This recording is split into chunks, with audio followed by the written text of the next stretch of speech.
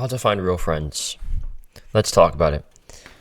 Definitely a huge problem in the world today, I'd say, especially for younger people, to find real friends. And what I mean is not the surface level people that you just mess around with, not the people that you think are friends, not the people that say that they're your friends, but the real, legit dogs. You can't have that many of these. And if you do, then they're not actually your friends, right? These are the people I'm talking about.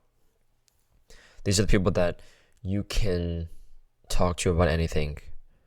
They can talk to you about anything. You don't feel like you have to give them anything. You don't have to receive anything. You don't feel the need to always be spending time with them. They don't have super high expectations of you. They're not needy of you. It's just right. This is a peak relationship between human beings, and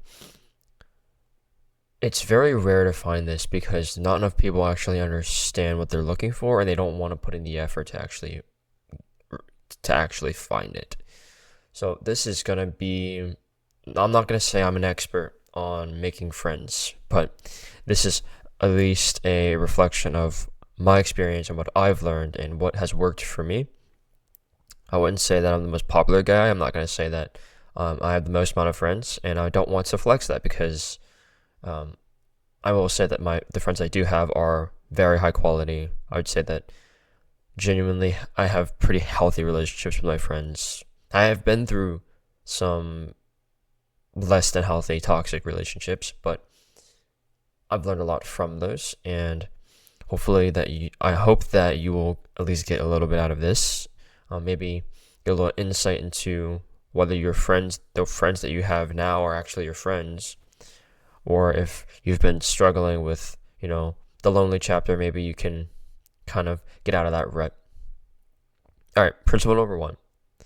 This is going to sound very cliche, but you need to go out more and do shit, because even if the stuff that's in your environment, where you live, what you work on, whether you go to school, whatever it is, even if it doesn't interest you, you still need to go out. So this is a huge problem for me, right? I'm in university, but I have very low interest in academics and anything regarding the university, the partying and all that stuff. I don't really give a shit. So it doesn't interest me. It doesn't really click for me. It's not my thing. It's not something that I would like to spend a weekend doing. So, but that's where I would need to go to find friends, right? But that's not necessarily the case. And I think that whenever you limit yourself to just making friends within your bubble, so whether it's like your workplace, your school, business, online, whatever it is, whenever you just try to make friends in a bubble, it falls victim to proximity bias. So I'm sure you've heard of like the phenomenon where people get really close with their friends in high school, and then upon graduating and going to different colleges, or just going into the just leaving and going into the world, going to the job market, traveling to different places, living different places across the country or out of the country, you quickly realize that you were only friends with these people because of proximity. I mean, think about even before high school, right? In middle school and elementary school, you were only friends with the people you were friends with because you rode the bus together, because you sat and ate lunch together, because you went to the same classes together at school, and you were in close proximity to each other. So by nature, you're going to be friends with those people. And think about how many of those people that you met whenever you were younger in school that you're actually friends with now. I know there are instances where you become lifelong friends with people. Maybe you've met your future partner, maybe you've met a future business partner, maybe you've met your future wife or future husband, whatever it is. Maybe that's the case. There's obviously stories of that happening, but odds are you probably don't really even remember or know about where these people are anymore. The people that you used to call your friends, you probably don't even know where they are anymore. And some people in high school probably are married and have kids and you don't even know about it, you know? So proximity, don't fall into the proximity trap. It's good to make friends with people that are around you, for sure. For sure. Make acquaintances. Maybe if you do find someone that's really worth it, then go all in and, get to know them. But for the most part, this isn't a necessity. You don't need to hang out with these people. You don't need to really pour in a lot of time and energy, especially if it's a place that doesn't really interest you, just because you're in close proximity to these people. That's at least what has worked in my experience. Because honestly, when you try to satisfy the proximity bias, typically these people are going through or you're going through, so naturally it's really easy to make friends with them. But the higher quality people that actually click with you might not be there, so it's just long term, it's not the best decision. So you need to go out. You need to go out more, like beyond your comfort zone, beyond what you're already doing. So beyond your job, beyond school, and like join clubs, go travel somewhere, join running clubs, go to a gym. Don't go to the school gym, go to another gym. Go out to places where, you wouldn't typically go outside of the bubble that you're usually hanging out in, because you'll start to find that there's so many different people around, and just having that different way of seeing the world that's a little bit more broad allows you to like kind of get out of that bubble and escape the proximity bias. And so you can meet different people. I'm not saying that outside of the bubble you'll find people that magically click with you. There's definitely not going to be those people as well. It's going to be a search, but yeah, you just need to go out and do shit. Do like start a hobby, start going to the gym somewhere else, do some cool shit, travel some cool places, and actually when you're doing these things, actually talk to them people and meet the people. Don't be antisocial. It's not that serious. We're all human beings. We're all idiots. None of us are better than everyone else. We're all trying to figure it out. And when you reframe the fact that everyone else feels as insecure and as bad and as not enough as you, if not worse, then it becomes totally okay to just talk to people, because we're all trying to figure things out. All right, that was enough of a tangent for principle number 1. Go out more and do shit and meet people. Finally, okay, so this is principle number 2. Actually work toward the relationship. So this is another struggle that I had, so I'm assuming that at least someone out there faces the same thing, where I meet someone, kind of hit it off, we're kind of chill. I like this person a little bit. We have some similar interests here and there, but then maybe we exchange numbers or something, right? But then never text them. At least I am guilty of this. I never text them.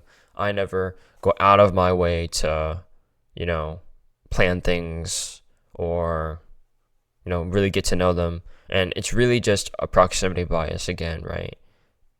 Like whenever you see them again, you're like, oh yeah, I remember this person. I met this person. But you never actually develop anything. It's not an actual relationship. It's just an acquaintance.